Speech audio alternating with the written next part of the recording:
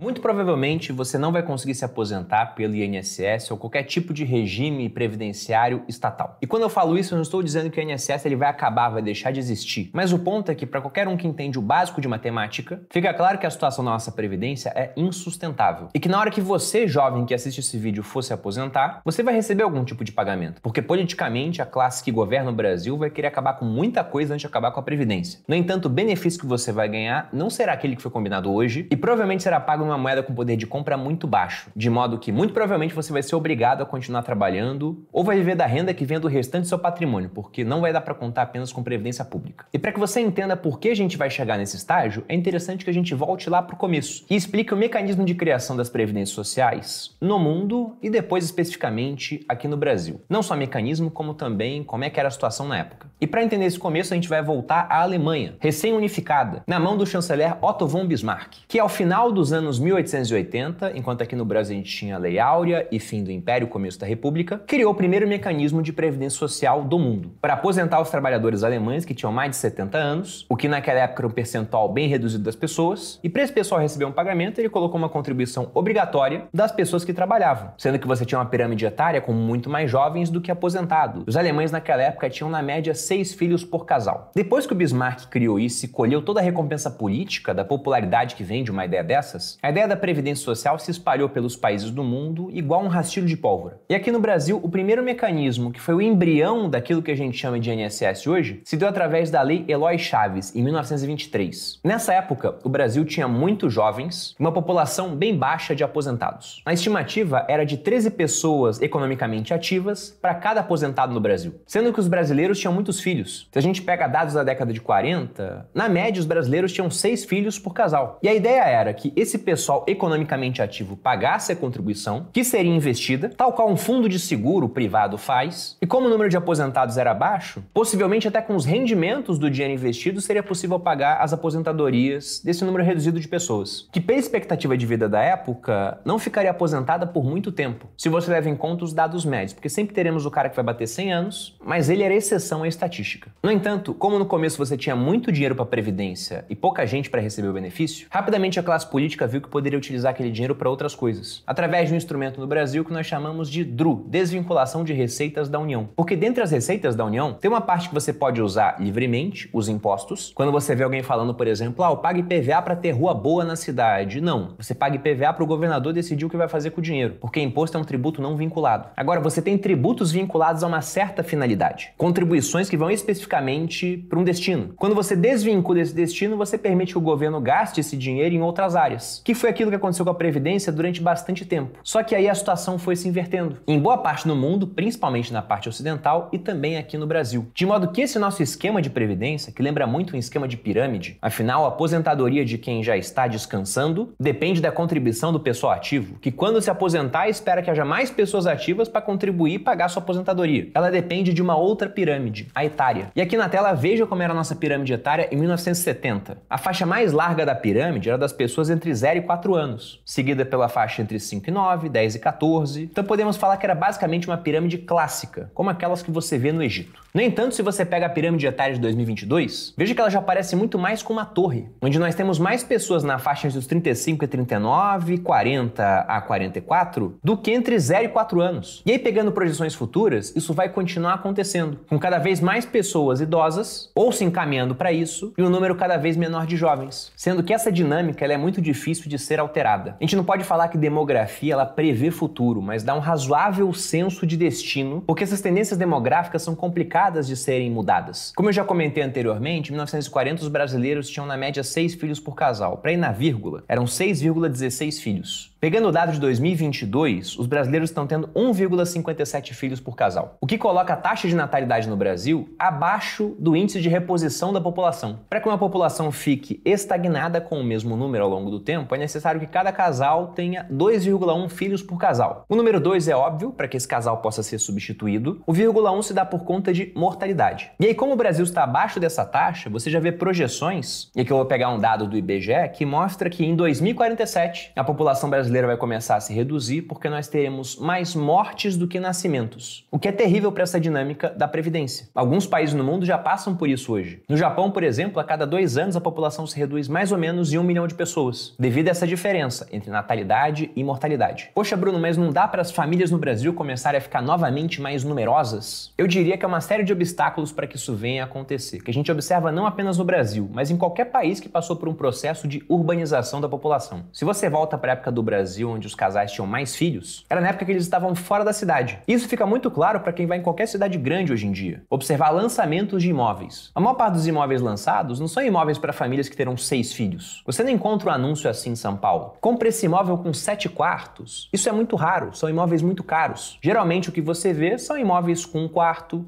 mais um escritório, 2 quartos pequenos. Eu já fui em prédios aqui em São Paulo, junto com a minha irmã, que trabalha com arrematação de imóveis de leilão, onde você não tinha espaço para criança, não tinha aquele playground, mas você tinha espaço para pets, o que só reflete a demanda que existe. As construtoras fazem aquilo que será melhor vendido. Se deixaram de fazer espaço para criança para fazer espaço para cães, para gatos, para animais, é porque é mais comum hoje que as pessoas tenham pets do que filhos. Até porque ter um filho é muito caro. Eu gosto sempre daquele meme que lembra que agora, na fase em que a gente é adulto, um terreno custa 1 milhão, um carro custa 100 mil e a seleção é uma bosta. A parte da seleção até seria menos pior, porque não mexe com natalidade. Agora, como o custo de vida está muito mais alto, o que você vê são várias pessoas, depois dos 30 anos, ainda morando com os pais. Sendo que, geralmente, para se iniciar uma família, a trajetória é começar a morar sozinho, se casar, ou fazer uma união estável, ou juntar as coisas de maneira informal, mas no seu próprio espaço para que depois você tenha filhos. Quanto mais as pessoas adiam a saída da casa dos pais, e não porque elas querem muitas vezes, mas sim porque está cada vez mais complicado em uma grande cidade, tendo visto o custo de vida cada vez maior, naturalmente você adia o início da família. Soma-se a isso outras mudanças, como por exemplo a entrada da mulher no mercado de trabalho, o que também costuma ser uma decisão que adia o começo da fase de construção da família, e nós chegamos à situação atual, que, como eu disse, muito dificilmente será mudada. E aí, projetando-se as consequências para o futuro, é interessante você observar esse gráfico, que mostra que hoje no Brasil, para cada 100 pessoas ativas, nós temos um total de 43,2 pessoas dependentes. E aqui entenda por dependente aquela pessoa que não obtém sua própria renda. E aí, se você pega projeções da ONU, lá para 2100, aqui no Brasil, nós teremos para cada 100 pessoas ativas, 86 pessoas dependentes. Se você pega um outro dado, dessa vez do IPEA, Instituto de Pesquisa Econômica Aplicada, a estimativa deles é pior, porque eles colocam que hoje há uma proporção de 1,97 contribuinte para cada beneficiário da Previdência. E lá em 2060, esse número diminuía para 0,86 contribuinte para cada previdenciário. Ou seja, como você pode ver nesse gráfico, há um momento onde o número de beneficiários ultrapassa o número de contribuintes. Os eixos se cruzam lá pelo ano de 2050. E aqui vale a pena lembrar que muitos de vocês que acompanham o canal estarão se aposentando mais ou menos nessa época, ou pensam que estarão se aposentando, porque por conta dessa figura, certamente teremos mais reformas da Previdência ao longo do caminho. A última que nós tivemos foi em 2019, no primeiro ano do então governo Bolsonaro, sendo que eu sempre gosto de lembrar que a expectativa otimista era economizar 1 trilhão ao longo dos próximos 10 anos. Infelizmente, tivemos uma pandemia no meio do caminho, onde o déficit público ficou na casa de 1 trilhão, e novamente agora nos últimos 12 meses gastamos mais 1 trilhão a mais do que arrecadamos. Ou seja, se a economia com previdência era de 1 trilhão, 5 anos depois já gastamos o dobro do que esperávamos economizar em 10 anos. E nesse interim, o rombo da Previdência não parou de aumentar. Colocando na tela os dados, em 2026 o rombo foi de 149 bilhões, 2017 182, 2018 288, 19 318 e assim vai, até que em 2024 a previsão para fechar o ano é de 326,2 bilhões de reais de benefícios pagos a mais do que a arrecadação. Com base nesse crescimento do rombo, pegando uma projeção feita pela própria União, jogando dados lá para 2100, o rombo da Previdência chegaria a 25 trilhões de reais. Apenas para efeito de comparação, o PIB do Brasil hoje não chegou a 12 trilhões ainda. Mas também falamos de dados lá de 2100. Para esse rombo ser tão grande, imagine o poder de compra da moeda com a qual as pessoas dessa época estarão transacionando. Se é que vai ser real, né? Porque para 2100 a gente tem praticamente 76 anos. O real tem 30? Será que ele vai existir por mais do que o dobro do tempo que ele já existe hoje? Eu tenho sérias dúvidas. Mas o ponto é que, se pro aposentado de hoje já não tá legal, tendo em vista que 70% apontam que o que ganham de previdência social não é suficiente para viver, o que os obriga a continuar trabalhando, depender de família, de caridade, pro aposentado do futuro, a situação estará pior devido a tudo que a gente viu nesse vídeo. Agora, não é por isso que você tem que seguir a mesma trajetória. Afinal, a trajetória do país não precisa ser do indivíduo. É interessante que você invista para ter a sua própria aposentadoria. Sendo que nesse ponto, você também tem que pensar como é que vai se comportar um Estado que tem uma conta cada vez maior para sustentar com aposentados, cuja população de aposentados será a mais significativa em comparação geração dos jovens, por exemplo, e que por isso deverá eleger políticos com pautas voltadas para os aposentados, de modo que como é que essa população vai se comportar frente ao patrimônio dos outros, que não estão aposentados ainda? Será que eles terão cada vez mais avidez por arrecadação? Então o pensamento que você tem de, não vou depender do INSS, deixa eu comprar título público, que vai ser pago nessa moeda que não vale tanta coisa, talvez com uma carga de impostos mais alta. A mesma coisa com vários outros ativos nacionais. Portanto, não é que você não possa investir no Brasil, mas eu procuraria investir em outras jurisdições que têm inclusive uma situação demográfica melhor, porque como eu já disse, isso aqui não é exclusivo do Brasil. Inclusive, outros países estarão piorando muito mais do que a gente, como é o caso do já citado Japão, uma Coreia do Sul, uma Rússia, a China, colhendo as consequências de quase 4 décadas de política do filho único. No entanto, apesar desses problemas, se você pega relatórios da ONU e do Banco Mundial, a população do mundo vai continuar crescendo, saindo de 8 bilhões que nós temos atualmente para casa dos 10 bilhões. Varia a estimativa entre 2050 e 2070. Só que como já deve ter ficado claro nesse vídeo, esses 2 bilhões a mais não serão igualmente distribuídos. Eles estarão muito concentrados em alguns poucos países, praticamente uma dúzia. Lá você tem uma Indonésia, você tem Filipinas, Tailândia, Índia, Nigéria e no geral países que estão em desenvolvimento. Agora, existe um único país desenvolvido que faz parte desse grupo que terá população crescente e que por isso poderá lidar melhor com problemas previdenciários. Esse país são os Estados Unidos. E aí pensando como esse jovem do futuro, que vai enfrentar cada vez mais tributação nos países mais velhos e uma tendência de legislações que não deixa as coisas mudarem, como acontece hoje em muitos países da Europa onde a população já é mais velha. As cabeças mais brilhantes desse país vão continuar lá ou vão migrar para os Estados Unidos? Como de certa forma já acontece. Afinal de contas, se eu pergunto aqui, as cabeças mais brilhantes da Índia estão na Índia ou nos Estados Unidos? Eu particularmente penso que estão nos Estados Unidos. De modo que esse é mais um fator que me leva a crer que a economia americana vai continuar abrindo vantagem contra a economia brasileira. E aí, para quem quiser aprender a investir lá fora, eu lembro novamente que no módulo 5 do Viver de Renda a gente fala desse assunto. Para quem quiser entrar na lista de espera da próxima turma, que vai acontecer em fevereiro, vou deixar o link aqui abaixo. Da minha parte era isso, espero que tenha gostado desse vídeo, que ele tenha aberto os olhos de vocês para alguma coisa que certamente vai acontecer. É questão matemática, é questão de tempo, para que você possa lidar melhor com as consequências e planejar para não passar apuros no futuro. Se você gostou, desse seu like, se inscreva aqui no canal, um grande abraço e até a próxima.